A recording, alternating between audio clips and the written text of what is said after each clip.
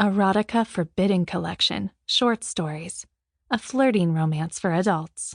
Written by Rachel Wilde. Narrated by Alexxia Michelle and Saya Young. Chapter 1. The elevator wasn't moving fast enough. The elevator wasn't moving fast enough. I watched the dull red numbers change from floor to floor. 7, 8. They seemed to be moving slower, almost like the building was getting tired. A 4-letter word caught in my throat. I would have let it loose if I were alone. There were 2 others on the slow ride, a rich gray suit and a bicycle courier. I swallowed the word and began tapping my foot, thinking the elevator may get annoyed and move faster. The suit got off on 9, slowing me down even more.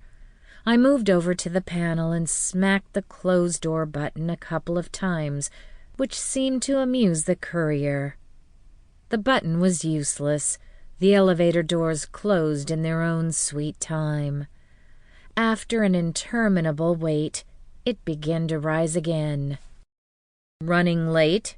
the courier asked. I turned, about to snap at him. He was young, probably couldn't drink legally.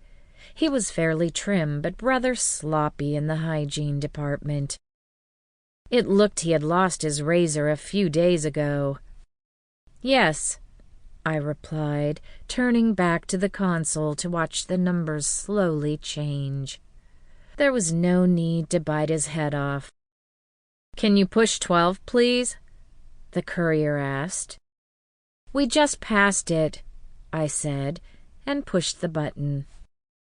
"I'm not late," the courier said, smiling. I turned back quickly to the young man.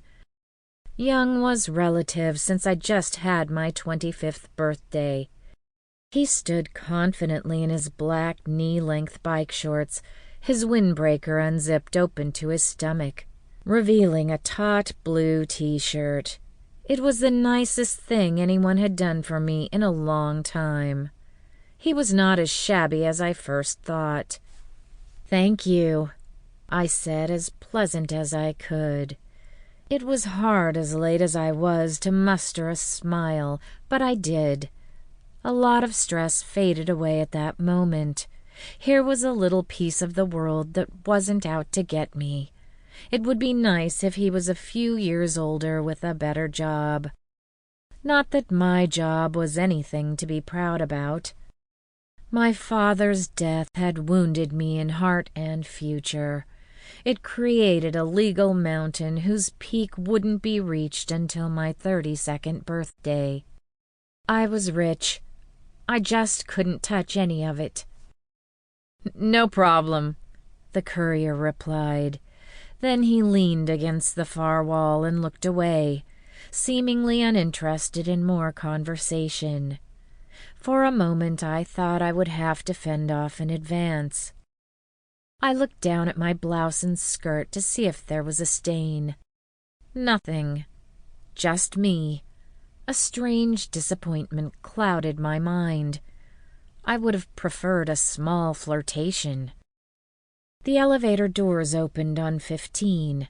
I sighed and exited, the courier seemingly oblivious to my leaving.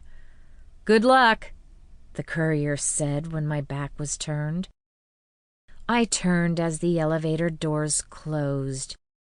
He smiled at me in a soft, dreamy way. Unthinkingly, I smiled back, the doors acting as a comfortable shield for the brief flirtation. Life was good again. "Ella, you're late again," Agnes Tremaine spat with hands on her wide hips. Her graying hair, glued in curled clumps atop her head, bounced to emphasize every word. I sighed. I had hoped to escape my stepmother's notice. Life was bad again. "Accident on 6th Street," I stated as I moved toward the utility. Sample complete. Ready to continue?